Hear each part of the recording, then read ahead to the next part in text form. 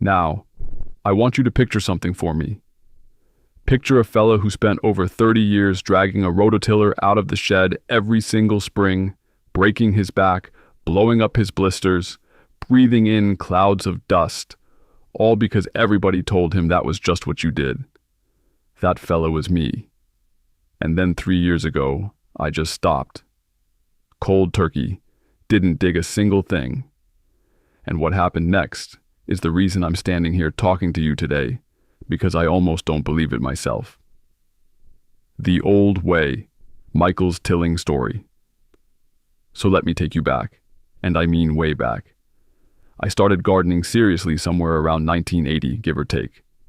I was a young man, newly married, with a little patch of ground out back and big ideas about growing my own food. And the very first thing my dad taught me, the very first piece of garden wisdom that got handed down to me like it was scripture, was this. You gotta turn the soil over every spring. Every last bit of it. Break it up, fluff it loose, let the air in. That's how you grow things. And I believed him. Of course I did. He believed his dad. His dad believed his dad. It goes back a long, long way, that idea. So every April, without fail, there I'd be. Out in the garden before the dew had even dried off the grass, yanking on the pull cord of that rototiller like I was trying to start an argument with it. Which some mornings, I was. That machine had a personality, and it weren't always a pleasant one. It'd buck and bounce and drag me sideways across the bed, throwing up great big clods of dirt. Me hanging on with both hands just trying to keep the thing pointed in a straight line. My neighbor used to watch me from his driveway and just shake his head real slow. I thought he was judging my technique. Turns out he knew something I didn't. And every single year, without fail, I'd finish up that tilling. I'd stand back, look at that freshly turned, fluffy, brown soil, and I'd feel like I'd really accomplished something. Proud as punch. Like I'd done right by the garden. Back was screaming. Hands were torn up. Knees were muddy. But that soil looked good, and that was all that mattered. Then July would roll around, and that same beautiful fluffy soil would be hard as a parking lot. Cracked on top. Weeds everywhere. And I'd think, well, that's just gardening. That's the price you pay. I thought that for decades. Decades. I want you to let that sink in. The thing that really gets me, looking back now, is how certain I was. I wasn't just doing it out of habit. I genuinely, deeply believed I was helping my garden. That's the part that stings a little. What nobody ever told me about soil. Now here's the thing nobody ever sat me down and explained. And I do mean nobody. Healthy soil isn't just dirt. It isn't just brown stuff you push seeds into. It is alive. Genuinely, remarkably, mind-bendingly alive. And once I understood that, I couldn't unsee it. Everything changed. Right now, underneath your garden, if you've been treating it halfway decent, there are earthworms. Thousands of them per square yard in healthy soil, some folks say. And them worms, they're not just hanging around doing nothing. They are tunneling, all day, all night, working their way up and down through the earth, leaving behind these long open channels, little highways for air and rainwater to travel down deep into the soil. And that work they do, it goes way deeper than any tiller you've ever owned. A foot down, 2 feet down, places that machine never even touched, but that's only the beginning of it. There's also fungi down there.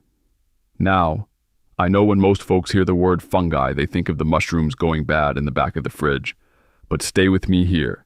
Underground, there are these thread-like fungal strands, fine as a spider's web, almost invisible to the naked eye, spreading out in every direction through the soil like a great big net. Miles of them, sometimes, under just 1 square yard of ground. And here's the part that just about knocked me sideways when I first learned it. Them threads, they actually connect to the roots of your plants. They plug right in, and through that connection, they ferry water and nutrients directly to the plant roots in exchange for a little sugar the plant makes from sunlight. It's a trade. A deal. Been going on for hundreds of millions of years before any of us showed up with our tillers and our ideas about how gardens work. And then on top of all that, there's bacteria. Billions of them in a single handful of good soil, breaking down organic matter, turning dead leaves and old roots into food the plants can actually use, and tiny little insects, and protozoa, and nematodes, the good kind. It's a whole city down there. A whole living, breathing, working city operating 24 hours a day, 7 days a week, for free, doing nothing but building your soil up richer and richer. And every spring, with my rototiller, I was flattening that city to the ground.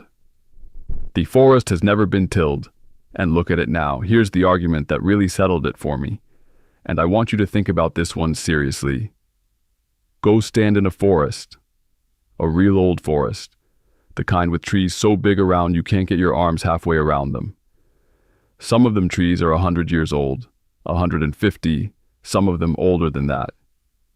They're 100 feet tall. Their roots go deeper than you and I will ever dig. They produce more living matter in a single season than most gardens dream of. And not one single person has ever tilled that forest floor. Not once. No rototiller. No shovel, no garden fork, nothing. The soil in an old growth forest has never been deliberately turned over in its life. And yet it grows the biggest, healthiest, most productive plants on the face of the earth. Now doesn't that tell you something? Because it sure told me something. It told me that soil doesn't need us to dig it. Soil already knows what it's doing. It figured that out long before we came along. The leaves fall on top, the worms pull them under, the fungus breaks them down, the trees eat. Year after year after year. No tiller required. Nobody even asked. We've been working ourselves half to death every spring to do something the soil was perfectly capable of doing on its own. What tilling is actually doing to your garden? All right. So now let's talk about what tilling is actually doing.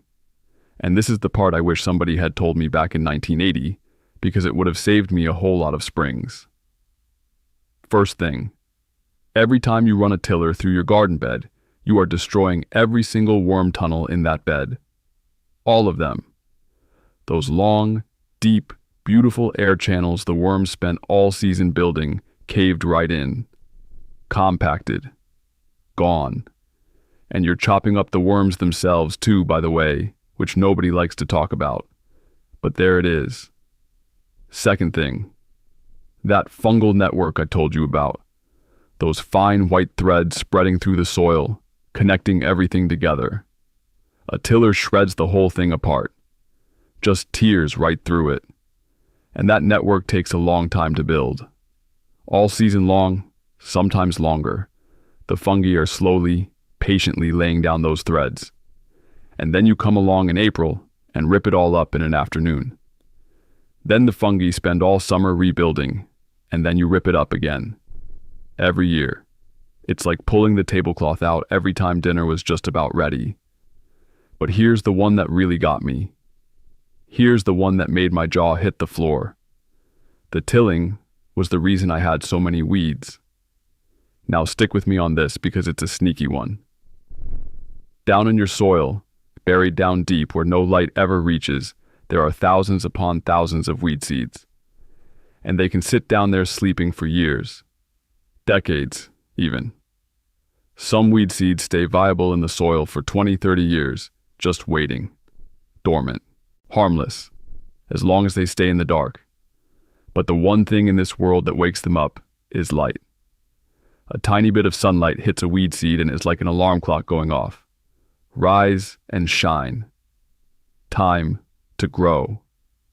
So, every spring, when I ran that tiller, what was I really doing? I was scooping up thousands of sleeping weed seeds from down deep and flipping them right up to the surface where the sun could hit them.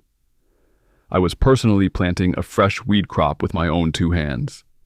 Every single year. And then spending the entire summer on my knees pulling them all out, cursing, wondering why I always had such a terrible weed problem.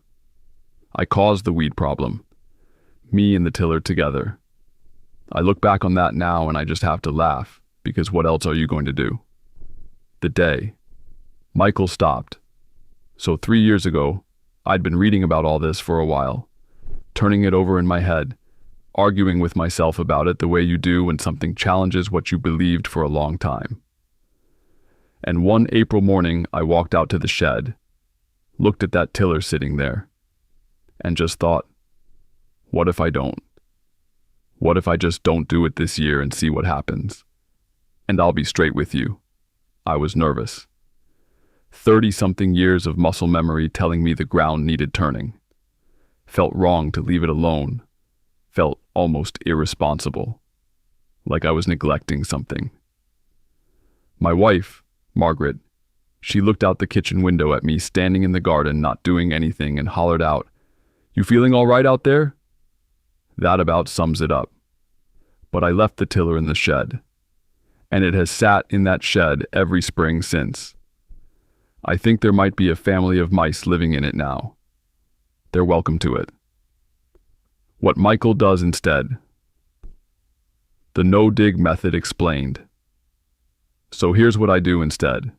And I want you to pay close attention because this is the whole method right here and it is so much simpler than you're expecting. Instead of digging anything, I just lay compost on top. That's it. That is the whole secret. Good dark finished compost, a couple of inches of it, spread right across the top of the bed. Smooth it out nice.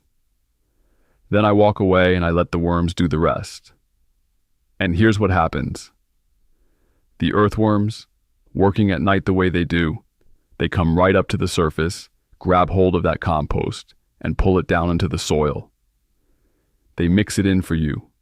They distribute it. They incorporate it into the earth below in a way that actually builds the soil structure instead of wrecking it.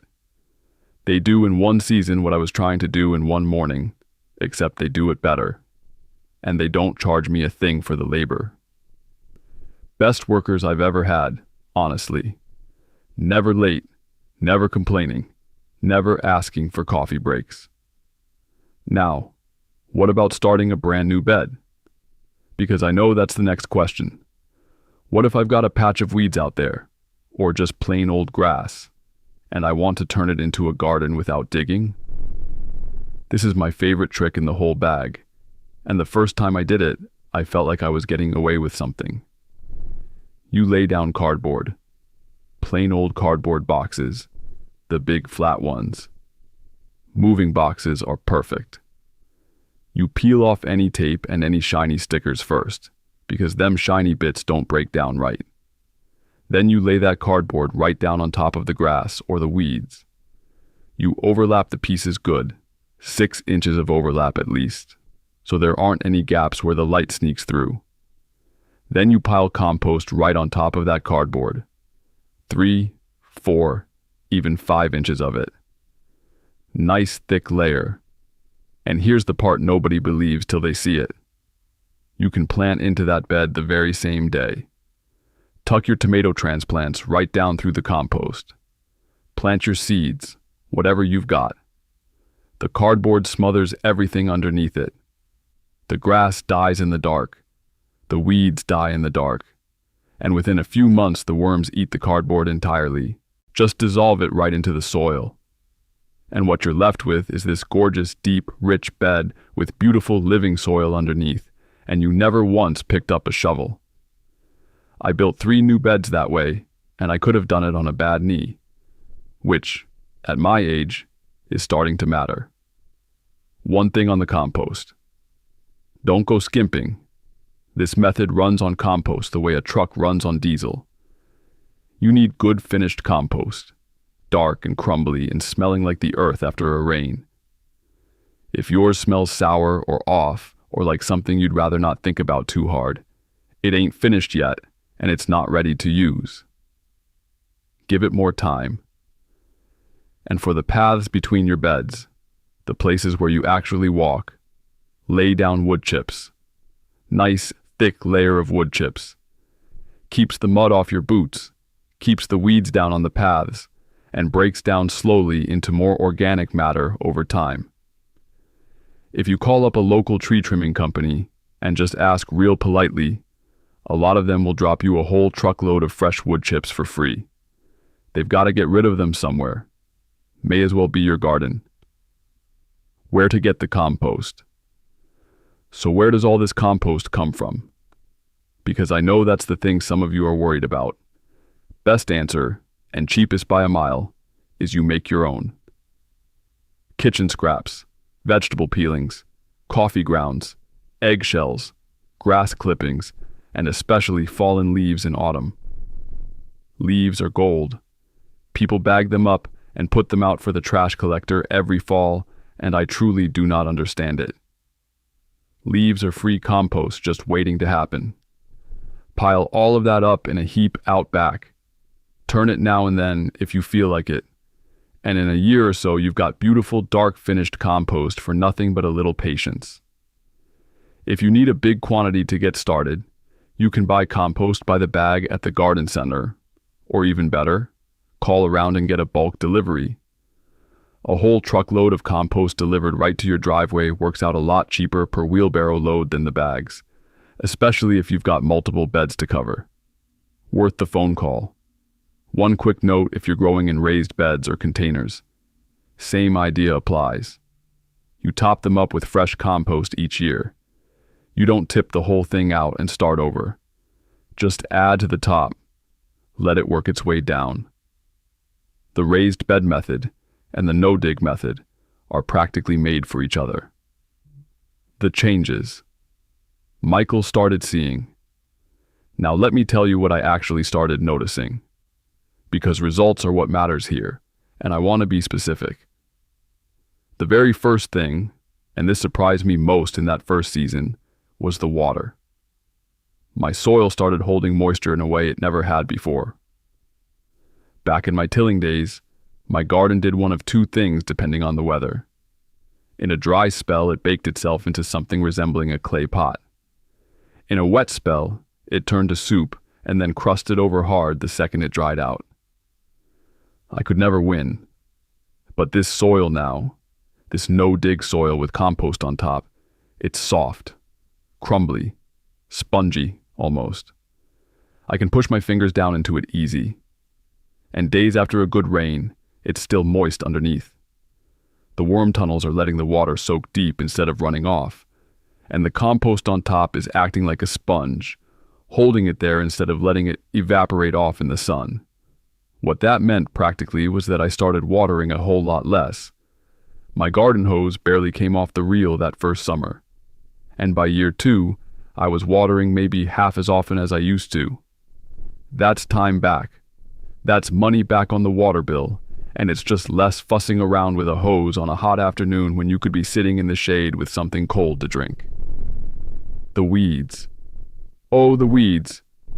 I know I already told you how tilling was causing the weed problem, but I want to tell you what the other side of that feels like.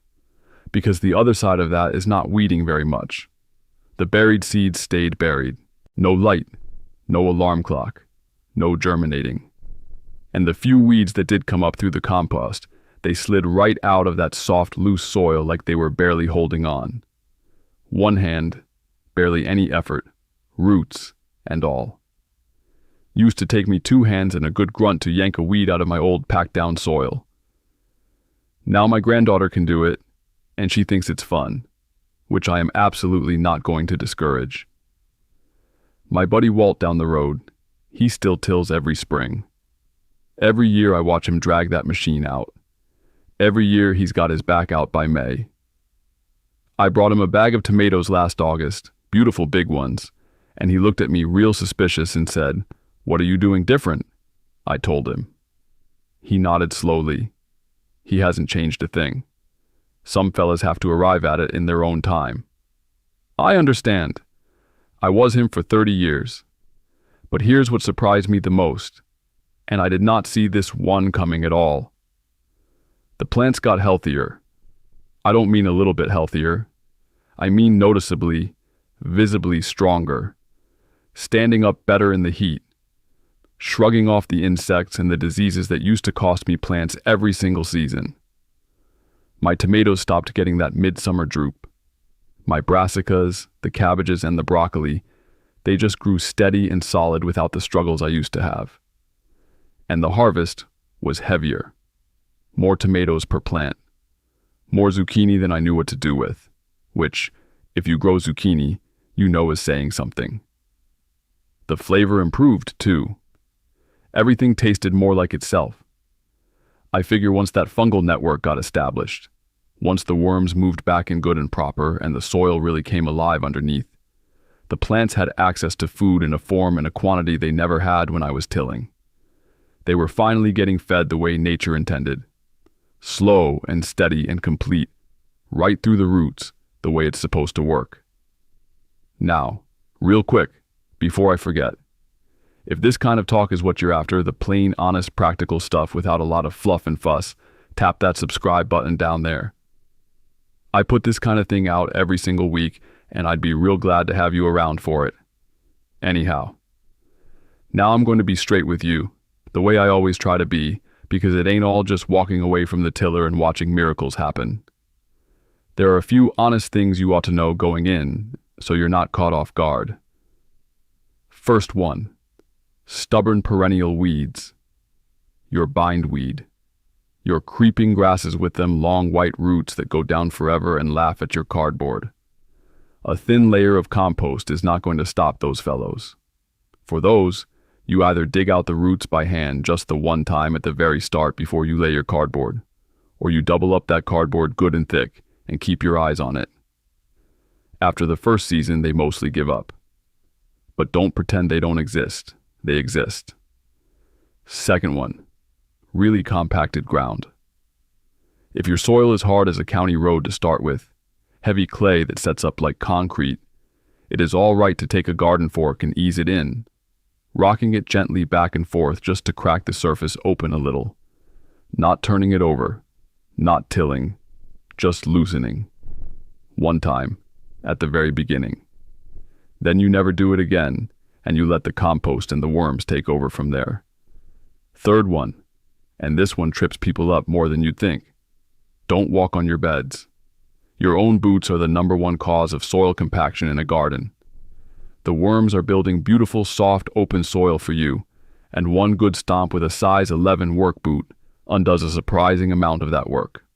Set up your paths, step only on the paths, keep your feet off the growing ground. It matters.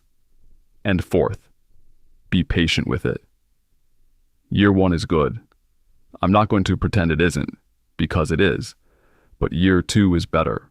And year 3, that's when you look out at your beds in April and the soil is this dark, crumbly, rich, almost black stuff. And you dig your fingers into it and it just falls apart soft and beautiful in your hand. And you think, I grew this. Without a tiller. Without breaking my back. Just by leaving well enough alone and feeding the top. That third year feeling is something else. I'd have quit a whole lot of hard work 30 years earlier if I'd known it was waiting for me. So let's pull this all together, because I've thrown a fair bit at you and I want to make sure you walk away with the whole picture clear in your head. 3 years ago, Michael quit digging. Cold turkey. The tiller went in the shed and stayed there. And what replaced all that backbreaking work was this. A couple of inches of good finished compost, laid right on the surface of the bed every spring. Not dug in, not mixed. Just laid on top and left for the worms to handle. Which they do, better than I ever did, and for free. For new beds on grass or weeds, cardboard laid down flat with no gaps, compost piled thick on top, plants tucked right in. No shovel ever needed. Wood chips on the paths to keep the mud down and the weeds off where you walk. And that's the whole method. I could write it on the back of an envelope and still have room left over. What I got in return was soil that holds water like a sponge and keeps it deep where the roots are. Weeds. I can count on one hand most summers, and the few that show up come out so easy it barely counts as weeding. Plants that are stronger and healthier and more productive than anything I grew in my tilling years. A harvest I'm genuinely proud of every fall, and not one single April morning spent hunched over a machine that was fighting me the whole way. Less work, better garden. That's the deal. And it is a real deal, not some gardening magazine fantasy. I am living it right now, and I have been for 3 years. If you've got even one garden bed out there, I want you to try this. Just one bed. This spring, when that voice in your head says it's time to dig, don't. Spread your compost on top instead and see what the season brings. Come back and tell me what you noticed. I got a real strong feeling you're going to be glad you did. And next April, I think you're going to leave your tiller right where it is too. Take care now, and I'll see you next time.